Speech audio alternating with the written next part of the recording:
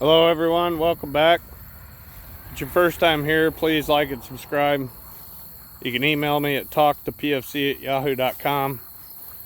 So I'm going to give my take on what's coming, or I should say what's not coming in November.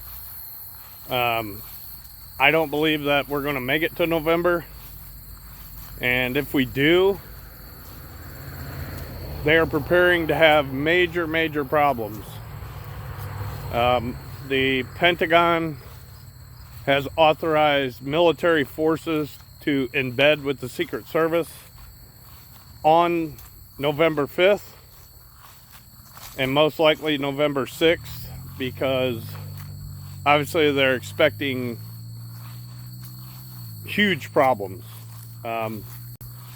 They are preparing the people for this in every way possible with the misinformation, disinformation, whatever you want to call it. They are trying to destabilize our country in every shape, form, and way. But the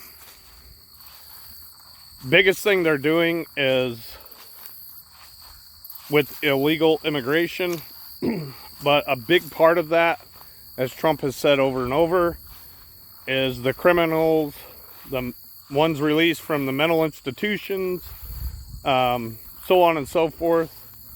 If you guys haven't seen by now, these gangs from Venezuela are literally taking over complete apartment complexes. Going in there heavily armed, literally pushing people out of their homes, out of their apartments at gunpoint. Taking everything they have. You can look and see there's numerous posts and videos and everything now of residents in Colorado that are literally afraid to let their wives and kids go anywhere, to the store, to school. People aren't opening their businesses.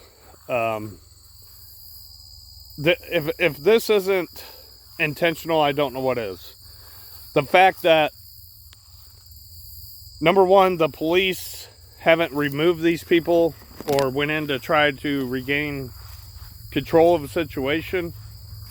But what gets me the most is that the American people are not rising up against this. If the police aren't capable or aren't willing, or the National Guard is not willing to come in and do something, that's what we have our Second Amendment right for.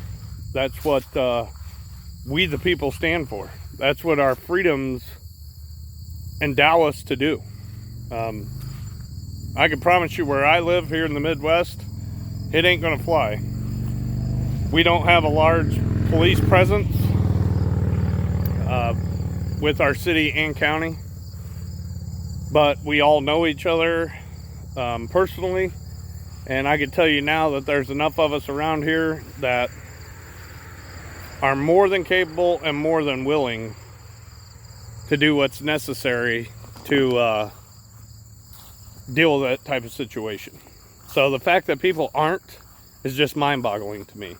It's sad, actually. But I believe this is their intentions, to get our country to a point where people are on such edge. They are so scared, living in fear. You know, a person fighting out of fear is much more dangerous than a person fighting out of anger. Believe that. They're trying to get people completely unstable. The cost of living is absolutely mind-boggling. People can't afford to live. And when things like this happen, when you have hundreds of people pushed out of their homes, where are they going? What are they doing? Where are they going to stay? They've lost everything they have now. And no one is doing anything about it, and that is just mind-boggling to me. But I believe this is their intentions. They have something in the works. Let's put it that way. That's my opinion. If we even make it to November 5th, as I've said before, I don't believe that they're going to allow that to happen. Another big, I don't know. Let me put it this way. I'm not going to say this is 100% true, but I would be willing to bet on it.